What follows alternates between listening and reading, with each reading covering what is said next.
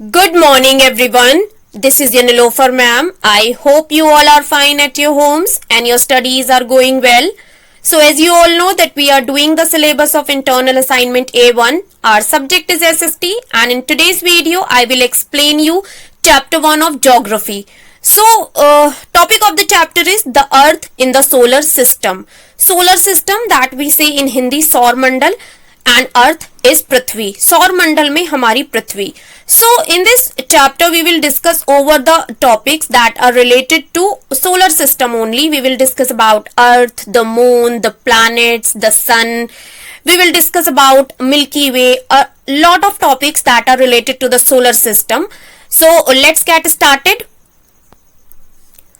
First of all, I will give you the introduction to the chapter so that we will understand that about what the chapter is. So let's see how wonderful it is to watch the sky after sunset. कितना अच्छा लगता है sunset, सूरज डूबने के बाद sky को देखना. One would first notice one or two bright dots shining in the sky. Soon you would see the number increasing. पहले आपको एक या दो डॉट्स चमकते हुए स्काई में दिखाई देंगे सनसेट के बाद और धीरे धीरे ये नंबर इंक्रीज होते जाते हैं. You cannot count them anymore. आप इतना नंबर ये इंक्रीज हो जाते हैं कि आप इन्हें काउंट भी नहीं कर पाते हैं एक टाइम पर. The whole sky is filled with tiny shining objects. Some are bright, others dim. और जो पूरा आकाश होता है वो छोटे छोटे चमकते हुए ऑब्जेक्ट से भर जाता है जिनमें कुछ चमकते हैं और कुछ डिम भी होते हैं.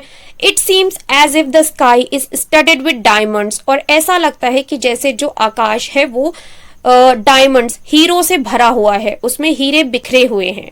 They all appear to be twinkling. ये सारे ही हमें जगमगाते हुए दिखाई देते हैं. But if you look at them carefully, you will notice that some of them do not twinkle as others do. लेकिन जब आप इसे ध्यान से देखेंगे तब आपको पता चलेगा, आप नोटिस करेंगे कि इनमें से कुछ ट्विंकल करते हैं, कुछ जगमगाते हैं और कुछ नहीं जगमगाते हैं. They simply glow without any flicker, just as the moon shine. कुछ ऐसे स्टार्स होते हैं जो बिना किसी फ्लिकर के, बिना किसी टिमटिमाहट के एक जैसा चमकते रहते हैं, लाइक द मून शाइन्स, जैसे कि चांद चमकता है. Along with these bright objects, you may also see the moon on most of the days. इन्हीं चमकते हुए ऑब्जेक्ट के साथ कई दिनों पर आपको जो है वो मून भी दिखाई देता है. It may however appear at different times in different shapes and at different positions. So ये हालांकि हमें अलग पोजीशंस में, अलग शेप्स में, अलग अलग समय पर दिखाई देता है. You can see the full moon only once in about a month's time. और पूरा चांद आपको केवल महीने में एक बार ही दिखाई देता है. It is full moon night और पूर्णिमा. इसको फुल मून नाइट बोला जाता है और पूर्णिमा भी बोला जाता है. A fortnight later, you cannot see it at all. और एक फोर्टनाइट के बाद आप इसको पूरा नहीं देख सकते. It is a new moon night और अमावस्या. इसको न्यू मून नाइट और अमावस्या बोला जाता है. On this day you can watch the night sky best provided it is a clear night. इस दिन आप नाइट स्काई को बहुत बेहतर तरीके से देख सकते हैं बिकॉज ये बिल्कुल क्लियर नाइट होती है. Do you wonder why can't we see the moon and all those bright tiny objects during daytime? क्या आपको कभी आश्चर्य होता है इस बात का कि दिन के समय पर हमको मून और ये जो चमकते हुए ऑब्जेक्ट्स हैं ये क्यों दिखाई नहीं देते हैं? It is because the very bright light of the sun does not allow us to see all these bright objects of the night sky. ऐसा इसीलिए होता है कि दिन में जो सन होता है उसकी जो लाइट होती है वो इतनी ज़्यादा होती है कि वो हमें अलाउ ही नहीं करती है कि हम इन ब्राइट ऑब्जेक्ट्स को स्काई में देख पाएं. Although they are present in the sky in the day time also. हालांकि ये दिन के समय भी उपस्थित होते हैं बट लेकिन सन का जो लाइट होती है वो इतनी ज़्यादा होती है कि हमें ये टिनी ऑब्जेक्ट्स दिखाई ही नहीं देते हैं. The sun, the moon and all those objects shining in the night sky are called celestial bodies. ये सूरज, चांद और जो बाकी सारे शाइनिंग ऑब्जेक्ट्स हैं जो रात में चमकते हैं स्काई में, ये सारे सेलेस्टियल बॉडीज कहलाते हैं. They are called celestial bodies. Some celestial bodies are very big and hot. कुछ सेलेस्टियल बॉडीज बहुत बड़ी और गर्म होती हैं. They are made up of gases. ये गैसेस की बनी हुई होती हैं. They have their own heat and light. इनके पास अपनी खुद की हीट होती है, खुद की लाइट होती है which they emit in large amounts, जो ये बड़ी मात्रा में निकालती हैं. These celestial bodies are are called stars, और इन्हीं सेलेस्टियल बॉडीज को हम स्टार्स बोलते हैं। The sun is a star, जो हमारा सूरज है वो भी एक स्टार है। Countless twinkling stars in the sky in the night sky are similar to the sun, और जो बहुत सारे अनगिनत जगमगाते हुए स्टार्स होते हैं नाइट स्काई में वो सूरज की तरह ही होते हैं, but we do not feel their heat और light and they look so tiny because they are very far from us. लेकिन हम उनकी गर्माहट को, उनकी लाइट को नहीं महसूस कर सकते, और ये हमें बहुत छोटे दिखाई देते हैं बिकॉज ये हमसे बहुत ज्यादा दूरी पर हैं। You must have noticed that all objects look smaller when seen from a distance. आप सभी लोगों ने ये चीज नोटिस की होगी, जब कभी भी हम किसी ऑब्जेक्ट को बहुत दूरी से देखते हैं तब वो हमें छोटा दिखाई देता है। How small an aeroplane looks when it is flying at a great height. और जब आप नीचे से देखते हैं एक एरोप्लेन जो फ्लाई करता होता है वो कितना छोटा दिखाई देता है जब वो बहुत ज्यादा हाइट पर उड़ता है। एंड दैट्स वाई ये जितनी भी हमारी सेलेस्टियल बॉडीज हैं ये हमें बहुत छोटी दिखाई देती हैं because they are very far from us. So that about the chapter is, in this chapter we will discuss about celestial bodies, we will discuss about stars, sun, moon, solar system, planets. So now let's get started. The first topic which I am going to explain you, that is constellation. So constellation is a group of stars. Let's see and read about constellation. While watching the night sky, you may notice various patterns formed by different groups of stars. जब आप रात में sky देखेंगे तब आप ये notice करेंगे कि बहुत सारे अलग अलग पैटर्न्स होते हैं जो ग्रुप्स ऑफ स्टार्स के द्वारा फॉर्म किए जाते हैं। दीज आर कॉल्ड कॉन्स्टलेशंस, और इनको कॉन्स्टलेशंस बोला जाता है। उर्सा मेजर और Big Bear is one such constellation. Ursa Major और बिग बेयर जो है इसी प्रकार का एक कॉन्स्टलेशन है। One of the most easily recognisable constellation is the Saptarishi. बहुत आसानी से जो रिकॉग्नाइज किया जाने वाला कॉन्स्टलेशन है दैट इज सप्तऋषि। सप्त means 7 and Rishi sages. It is a group of 7 stars, figure 1.1, that forms a part of Ursa Major constellation. ये जो है ये 7 stars का ग्रुप है सप्तऋषि, which you can see in figure 1.1 also, which is given in your book. I will show you the figure also. जो क्या करता है, एक पार्ट को फॉर्म करता है उर्सा मेजर के। Ask someone elder in your family or neighborhood to show you more stars, planets and constellations in the sky. अपनी फैमिली में किसी बड़े से पूछिए, अपने नेबरहुड में किसी से पूछिए, वो आपको ज्यादा स्टार्स दिखाए, प्लैनेट्स दिखाए और कॉन्स्टलेशंस दिखाए स्काई में। So now let's move forward. Here it is figure 1.1 which you can see in your book also, Saptarishi and the North Star. So I have told you about figure 1.1 about Saptarishi only. So that is a group of stars. You can see that is a group of 7 stars. When you will face towards north and you will see that Saptarishi, the constellation, and when you will see the pointer of these stars, it will locate you to North Star. North Star जिसको ध्रुव तारा भी बोला जाता है in Hindi. So we will discuss about North Star also. Let's move forward. The next topic which I am going to explain you, that is pole star. So in ancient times people used to determine directions during the night with the help of stars. पुराने समय में क्या होता था, प्राचीन समय में लोग डायरेक्शंस का पता लगाते थे स्टार्स के थ्रू रात के समय में। The North Star indicates the north direction. So जो नॉर्थ स्टार है वो हमेशा नॉर्थ डायरेक्शन को शो करता है। It is also called the Pole Star, और इसको पोल स्टार भी कहा जाता है। It always remains in the same position in the sky. ये स्काई में हमेशा एक ही पोजीशन में रहता है। We can locate the position of the Pole Star with the help of the Saptarishi. हम सप्तऋषि की मदद से पोल स्टार की डायरेक्शन का पता लगा सकते हैं। सो look at figure 1.1. You will notice that if an imaginary line is drawn joining the pointer stars and extended further, it will point to the pole star. आप फिगर 1.1 देखिए, आप notice करेंगे कि अगर एक इमेजिनरी लाइन को हम जोड़ते हुए चलें स्टार्स को पॉइंटर मानकर, जो सप्तऋषि के स्टार्स हैं इनको पॉइंटर मानकर हम एक इमेजिनरी लाइन को जोड़ते हुए आगे बढ़ाएं तो ये हमें पोल स्टार तक लेकर जाती है line. I will show you the figure again. You can see here that 7 stars are given, that is a constellation Saptarishi, और इन्हीं stars को pointer मानकर when we have drawn an imaginary line, so ये imaginary line हमको North Star तक लेकर गई। North Stars which tells about north direction, जो हमेशा नॉर्थ डायरेक्शन में ही होता है, जिसको पोल स्टार भी बोला जाता है। Now let's move forward to the next topic, the solar system, which is called Saur Mandal in Hindi. The sun, 8 planets, satellites, and some other celestial bodies known as asteroids and meteoroids form the solar system. So जो सूरज होता है, 8 planets हैं, satellites हैं, बहुत सारी अलग अलग celestial bodies हैं, asteroids हैं, meteoroids हैं, ये सारे मिलकर क्या करती हैं, solar system form करती हैं, हमारे सौर मंडल का निर्माण करती हैं. We often call it a solar family with the sun as its head. हम इसे सोलर फैमिली बोलते हैं, जहां पर सन जो होता है इन सभी का हेड होता है.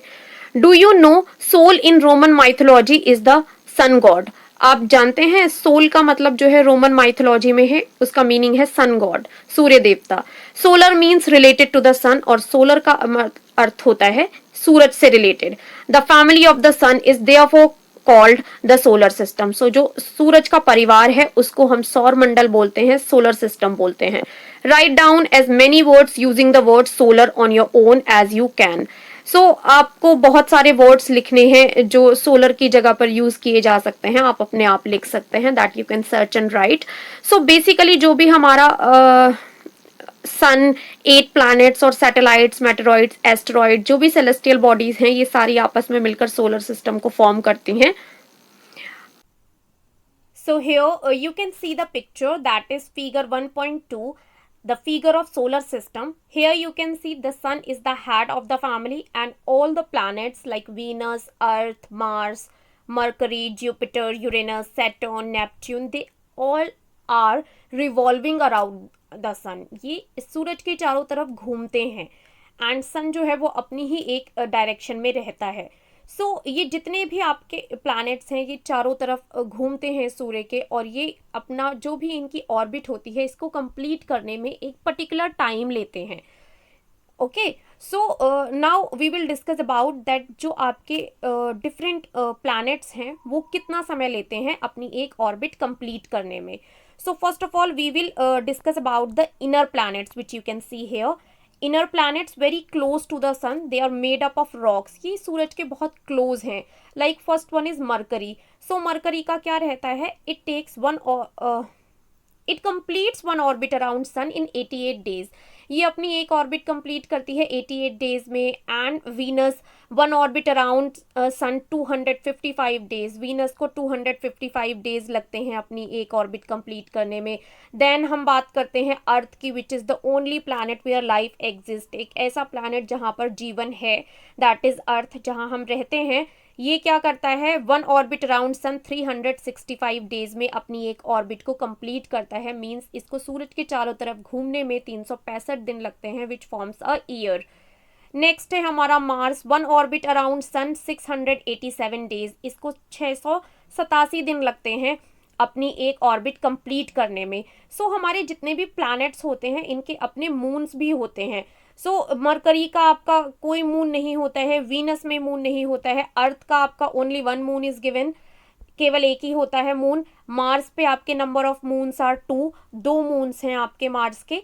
देन हम बात करते हैं outer planets very far from the sun and are huge planets made up of gas and liquids. ये प्लैनेट्स जो हैं ये सूरज से काफ़ी दूर हैं. ये बड़े बड़े प्लैनेट्स हैं जो कि बने हुए हैं गैसेस के और लिक्विड्स के. सो हम सबसे पहले बात करेंगे about Jupiter. So one orbit around sun it takes 11 years 11 months. 11 साल और 11 महीने लगते हैं इसको एक ऑर्बिट कंप्लीट करने में, which is around 12 years. Next है हमारा Saturn. One orbit around sun 29 years 5 months. इसको अपनी एक ऑर्बिट कंप्लीट करने में, एक परिक्रमा कंप्लीट करने में 29 साल और 5 महीने लगते हैं. देन है हमारा Uranus. One orbit around sun 84 years, one spin around 17 hours and 14 minutes. So Uranus को अपनी एक ऑर्बिट सूर्य के चारों ओर कंप्लीट करने में लगते हैं 84 ईयर्स. देन हमारा है नेपट्यून. नेपट्यून हमारा जो है वो वन ऑर्बिट पूरी करता है around sun, that is it takes time 164 years. इसको 164 साल लगते हैं कंप्लीट करने में. सो नाउ अब मून्स के बारे में बात कर लेते हैं. Jupiter has 53 moons, then Saturn has also 53 moons, Uranus has 27 moons and Neptune has 13 moons. So you can see that every planet has their own moons. Here you can see the planets are divided in two parts, that is inner planets and outer planets. So जितने inner planets हैं हमारे वो सारे जो है सन के close हैं. सो इनको अपनी जो एक ऑर्बिट है कंप्लीट करने में कम समय लगता है. लाइक वीनस है, अर्थ है, मार्स है, मरकरी है. देन आपके आते हैं आउटर प्लैनेट्स जो कि सूरज से काफ़ी दूर हैं, which you can see here Jupiter, Uranus and Saturn, Neptune. इनको अपनी एक ऑर्बिट कंप्लीट करने में काफ़ी समय लगता है बिकॉज ये सूर्य से काफ़ी दूर हैं. सो इसी प्रकार से क्या होता है, सारे ही जितने भी आपके प्लैनेट्स हैं वो सारे अपनी ऑर्बिट कंप्लीट करते हैं, सूर्य के चारों ओर परिक्रमा लगाते हैं इन हिंदी वीकेंड से. और अर्थ भी हमारी ऐसा ही करती है बिकॉज हमारी अर्थ भी एक प्लैनेट है और वो भी सूर्य के चारों ओर घूमती है. You can see that is close to sun. जो हमारी अर्थ है वो सूर्य के क्लोज है और इसको अपनी एक ऑर्बिट पूरी करने में, एक परिक्रमा पूरी करने में 365 डेज का टाइम लगता है, जो कि हमारे एक साल को फॉर्म करती है. Okay, let's move forward now. Next topic is the sun. So as I have shown you that sun is the head of solar system. जो sun होता है वो head होता है solar system का. The sun is in the center of the solar system. center में होता है. It is huge and made up of extremely hot gases. ये बहुत बड़ा होता है और बहुत ज़्यादा गर्म गैसों का बना हुआ है. It provides the pulling force that binds the solar system. इसमें एक पुलिंग फोर्स है जो पूरे सोलर सिस्टम को बाइंड करता है, बांधता है. The sun is the ultimate source of heat and light for the solar system. पूरे सोलर सिस्टम का जो एक अल्टीमेट सोर्स है हीट का एंड लाइट का, that is sun. But the tremendous heat is not felt so much by us because despite being our nearest star, it is far away from us. लेकिन जो वाकई गर्मी है सूर्य की वो इतनी ज़्यादा है कि हम उसे फील नहीं कर पाते हैं बिकॉज हम सबसे पास हैं. Although Earth is the closest planet to the sun, लेकिन उसके बाद भी ये हमसे इतना दूर है कि इसकी जो एक्चुअल हीट है वो हम महसूस नहीं कर पाते हैं. It is far away from us. हमसे फिर भी काफ़ी दूर है. The sun is about 150 million kilometre away from the earth. अगर हम बात करें तो जो सन है वो पृथ्वी से 150 मिलियन किलोमीटर की दूरी पर है. ऑल दो I have shown you in the figure that you can C in the figure कि जो अर्थ है वो हमारे सन से काफ़ी क्लोज है. बट लेकिन अगर हम इस दूरी की बात करें तो ये दूरी जो है हमारी वो है 150 मिलियन किलोमीटर की. सो जो इसकी एक्चुअल हीट है वो हम महसूस नहीं कर पाते हैं because it is very very hot. बहुत ज़्यादा गर्म है.